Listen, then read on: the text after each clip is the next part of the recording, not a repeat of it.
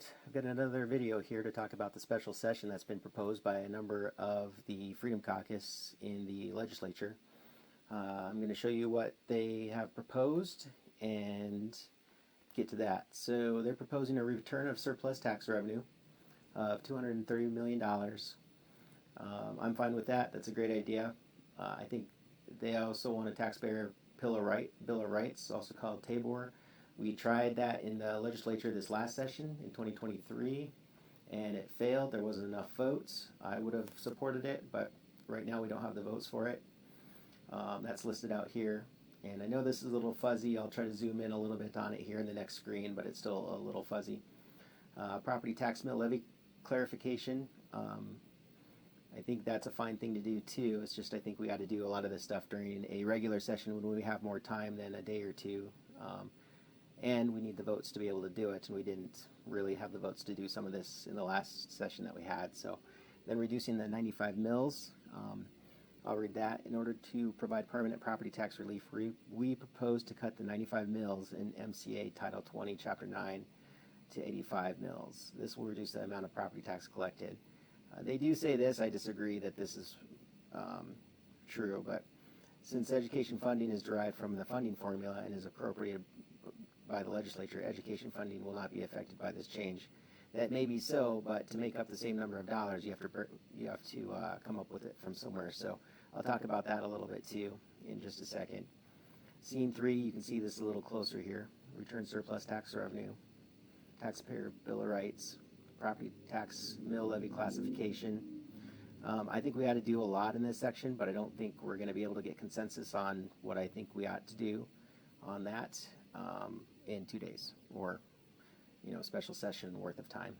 And then reducing the 95 mills. I think that the state isn't the only one that should be taking a haircut in their budget. This 95 mills only goes to the state. We need to look at county and city and school district budgets too, and how that works. The only real way to get lower taxes is to get lower budgets, and that means less expenses. So shifting things around isn't going to necessarily produce the outcome proposed here. So the way this has been proposed, this is what we would have to go in and do and focus on. It wouldn't be an open special session. As I understand it, we'd have to vote on these things, yes or no. I don't think these are the solutions that are going to lead to lower property taxes, which is ultimately, I think, what everybody on the Freedom Caucus wants, what I want. So this is an email that I sent out, and I said I think 3 things should be in place before calling this session, which has already been called, of course, but I think some of what could have been done better is, for a special session to be effective, is to talk to members of the legislature before just throwing a special session out there, which can be asked for by 10 members of the legislature. They can ask the Secretary of State for a polling of the legislators to see if a special session is what we want as a majority. Call's been put in place. I do feel they jumped the gun. I think there should be the votes to pass the solutions that are proposed first, meaning whipping the votes, meaning talking to people, seeing what they think. We should aim to limit the actual increase to the individual average property tax bill, not just reduce the state mills. And like I mentioned, by the way, why should the state be the only one required to cut its budget? Every taxing jurisdiction should take a haircut. If the 95 mills decrease and school budgets stay the same, that's because they're being backfilled by income tax, right? And so if we reduce the 95 school equalization mills, then we ought to make sure that this results in a reduction in school budgets and expenditures, or whatever taxing jurisdiction we're talking about. And I think if we don't do something to the specific effect of these changes, all that will be done is a tax shift at worst, or really nothing in effect with any teeth at best, and we'll be in the same spot that we're in now. And so another senator actually put out these questions, which I thought were good too. Do we have the bills to review, or at least fleshed out details before we go to a special session? Do we have votes to pass the potential bills?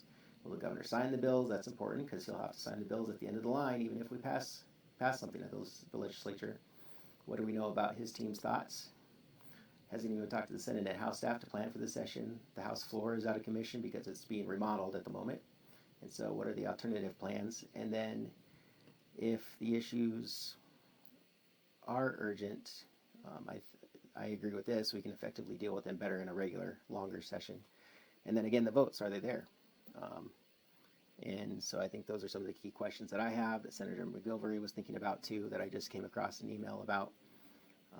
And so that's why I'll likely not be supporting the special session. I'll be voting no.